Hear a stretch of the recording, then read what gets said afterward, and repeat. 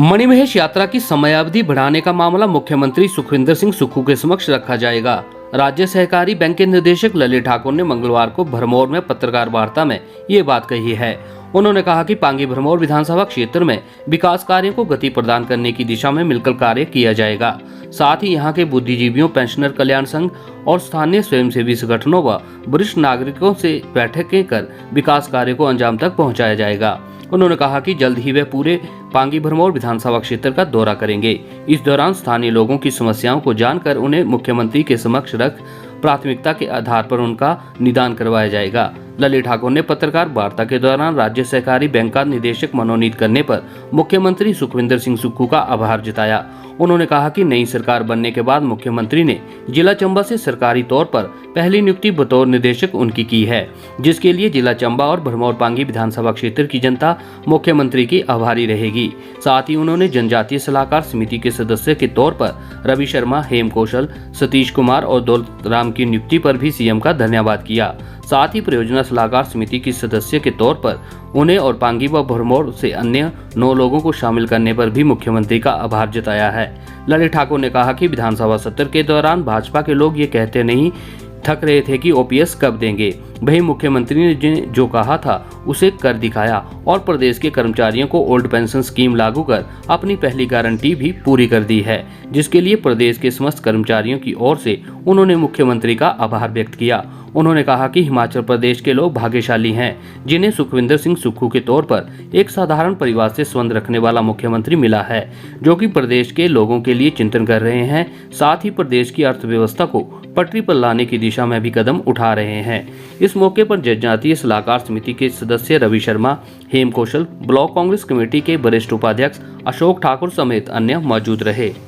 सबसे पहले 84 सिद्धों की इस पवित्र भूमि भरमौर में मैं अपना शीश नमन करता हूं और माननीय मुख्यमंत्री हिमाचल प्रदेश ठाकुर सुखविंदर सिंह सुक्खू जी का दिल की गहराइयों से कोटि कोटि आभार व्यक्त करता हूं कि सरकार बनने के पश्चात जिला चंबा में सरकारी पहली नियुक्ति ललित ठाकुर के रूप में राज्य सहकारी बैंक के निदेशक के रूप में उन्होंने की। इसके लिए मैं उनका दिल की गहराइयों से बहुत आभार प्रकट करता हूं। उसके पश्चात मैं आभार व्यक्त करता हूं माननीय मुख्यमंत्री महोदय का, ठाकुर सुखविंदर सिंह सुक्खू जी, जिन्होंने भरमौर में श्री रवि शर्मा जी को और श्री हेम कौशल जी को टीएसी का सदस्य मनोनीत किया। उसके पश्चात पांगी में श्री सतीश जी को और श्री दौलत राम जी को टीएसी का मेंबर नियुक्त किया। मैं धन्यवाद देना चाहता हूं माननीय मुख्यमंत्री महोदय को कि जिन्होंने मुझे भी और यहाँ भरमौर में 4 और लोगों को और पांगी में 5 लोगों को पीएसी जो परियोजना सलाहकार समिति है उसमें भी सदस्य मनोनीत किया है। माननीय मुख्यमंत्री महोदय ने जिस प्रकार से अपना आशीर्वाद दिया उसका तो धन्यवाद शब्द जो है वो भी छोटा पड़ जाएगा। धन्यवाद शब्द भी बहुत छोटा है, उनका मैं मरते दम तक ऋणी हूं कि उन्होंने एक सामान्य आदमी को इतना बड़ा मान सम्मान दिया। चंबा जिला और भरमौर का नाम उन्होंने रोशन किया हमें ये मान सम्मान दे करके। और मैं माननीय मुख्यमंत्री महोदय का हिमाचल प्रदेश के कर्मचारियों की ओर से भी धन्यवाद देता हूं कि उन्होंने जो कहा था वो किया, ओपीएस लागू की। आज भाजपा के लोग जब विधानसभा का सत्र चला हुआ था तो ये कहते नहीं थकते थे कि मुख्यमंत्री जी ओपीएस कब देंगे, और पूछने वाले कौन लोग थे जिन्होंने कर्मचारियों का उत्पीड़न किया। जब जयराम जी की सरकार थी तो कर्मचारी अपना हक मांगने के लिए जब शिमला गए तो उन्होंने उनको एक कमेटी बना करके उनको वापस कर दिया। के पश्चात कर्मचारी मजबूर होकर जब विधानसभा का घेराव करने गए तो उन्होंने कर्मचारियों के ऊपर वाटर कैनन, पानी की बौछारें छोड़ी, लाठियां बरसाई। वो लोग कह रहे थे कि सुक्खू जी ओपीएस कब देंगे। अब मैं कहना चाहता हूं भाजपा के लोगों को कि सुक्खू जी ने जो कहा था वो कर दिखाया। एक हिमाचल प्रदेश को ऐसा ईमानदार मुख्यमंत्री ठाकुर सुखविंदर सुक्खू जी के रूप में हमें मिले हैं, जो आम कार्यकर्ताओं के, आम जनमानस की समस्याओं को सुनते हैं। वो कोई वीआईपी कल्चर में नहीं रहते, जहां भी उनको लोग मिलते हैं लोगों के बीच में चले जाते हैं और उनकी समस्याओं को सुनते हैं, उनका निवारण करते हैं। ऐसे मुख्यमंत्री हमें हिमाचल के लिए मिले हैं। हम बहुत भाग्यशाली लोग हैं हिमाचल के। इसके साथ साथ माननीय मुख्यमंत्री महोदय ने महिलाओं को 1500 देने की बात जो कांग्रेस पार्टी ने अपनी गारंटी में की थी उसको लागू किया। और भी कई और जो गारंटियां हैं, धीरे धीरे, क्योंकि कोई भी काम करने के लिए समय लगता है। और जब कांग्रेस पार्टी ने गारंटी दी थी तो ये नहीं कहा था, भाजपा जो कहती है कि गोबर कब खरीदेंगे, ये गारंटी कब पूरी होगी, वो गारंटी कब पूरी होगी। तो कांग्रेस पार्टी ने जो गारंटी दी थी वो जनादेश जो मिला है कांग्रेस पार्टी को 5 साल का मिला है। और ये 5 साल में गारंटियां जो है मुख्यमंत्री महोदय चरणबद्ध तरीके से पूरा करेंगे। और 2-3 तो गारंटियां उन्होंने पूरी कर दी। माननीय मुख्यमंत्री महोदय का किस मुंह से धन्यवाद करें। वो तो हिमाचल के लोगों के लिए इतना चिंतन कर रहे हैं कि किस प्रकार से भाजपा ने हजारों करोड़ रुपए का कर्ज छोड़कर भाजपा गई, उसको कैसे अर्थव्यवस्था को पटरी पे लाए, उस दिशा में माननीय मुख्यमंत्री महोदय चिंता कर रहे हैं, प्रयास कर रहे हैं कि आर्थिकी जो हिमाचल की है, जो भाजपा ने बर्बाद करके रख दी थी, उसको सुधारा जाए। तो माननीय मुख्यमंत्री महोदय स्टेप बाय स्टेप जो है प्रयास कर रहे हैं, कदम उठा रहे हैं हिमाचल को आगे ले जाने के लिए। और आज जब मुझे राज्य सहकारी बैंक का निदेशक मनोनीत किया तो मैंने सोचा कि क्यों ना मैं 84 देवों की इस पवित्र भूमि में जाकर शीश निभाऊं। उसके पश्चात मैं पूरे विधानसभा क्षेत्र का दौरा करूंगा और पूरे विधानसभा क्षेत्र में जो जो समस्याएं होंगी माननीय मुख्यमंत्री महोदय के ध्यान में लाएंगे। और हमें आशा है कि माननीय मुख्यमंत्री त्वरित कार्यवाही करेंगे और उनका काम, जो समस्याएं होगी उनको पूरा करने का प्रयास करेंगे।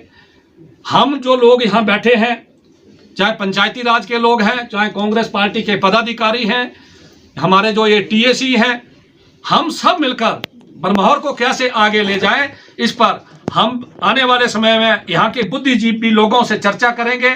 जो हमारे यहाँ पेंशनर संघ के पदाधिकारी हैं उनसे चर्चा करेंगे। जो हमारे यहाँ बरमौर के सीनियर सिटीजन हैं उनके साथ बैठकें करेंगे कि किस प्रकार हम यहाँ की समस्याओं को, कौन कौन सी समस्याएं हैं, कैसे हम उनको हल करवाएंगे। उन सारा जो खाका हम तैयार करके माननीय मुख्यमंत्री महोदय से चरणबद्ध तरीके से हल करवाने का प्रयास करेंगे। अब कोई आपका प्रश्न हो, आपके माध्यम से मुझे गत दिनों कुछ, जब ये टीएसी की नियुक्ति हुई तो मुझे कुछ लोगों के सोशल मीडिया पे सुनने को मिला कि गैर जनजातीय क्षेत्र के लोग ये डिसाइड करेंगे कि टीएसी कौन होगा। तो मैं उनको ये कहना चाहता हूं कि गैर जनजातीय क्षेत्र की 38,000 वोटर जो है वो भी बरमौर का हिस्सा है, कोई गैर नहीं है। क्योंकि समूचा विधानसभा क्षेत्र किसी भी तरह से क्षेत्रवाद को हवा नहीं देनी चाहिए। हम सब बरमौर पांगी विधानसभा क्षेत्र एक है और जब विधायक बनता है तो गैर जनजातीय क्षेत्र के का भी बहुत बड़ा योगदान उसमें होता है। वहां का भी 38,000 वोटर अपना योगदान देता है। और मैं उनकी जानकारी के लिए ये बता दूं कि चलो गैर जनजातीय तो हुए, लेकिन मैं तो बरमौर का हूं। शायद कईयों को पता नहीं होगा कि ये भी गैर जनजातीय क्षेत्र से है। नहीं, मेरे घर मलकोथा में है पुराने, मेरे दादाजी का जन्म स्थान मलकोथा में है। और मेरे यहाँ जो बोलते हैं बिहाल शरीक, हमारे यहाँ मलकोथा में है। मैं टुटान हूँ और टुटान शरीक हमारा यहाँ बहुत बड़े परिवार है। मेरे दादाजी यहाँ से 20 साल की उम्र में गए हैं और मैं भी बरमौरी हूँ। तो अगर टीएसी, ये तो सरकार ने फैसला लिया है, सरकार ने जो टीएसी नियुक्त किए हैं, हम सरकार का धन्यवाद करते हैं। लेकिन अगर कहीं मेरा भी उसमें योगदान होता ना होता तो मैं भी तो इसी विधानसभा क्षेत्र का निवासी हूं। ये चीजें नहीं होनी चाहिए। और दूसरी बात यह है कि इनके लिए किसी ने लिख दिया कि इनकी पृष्ठभूमि भाजपा से है।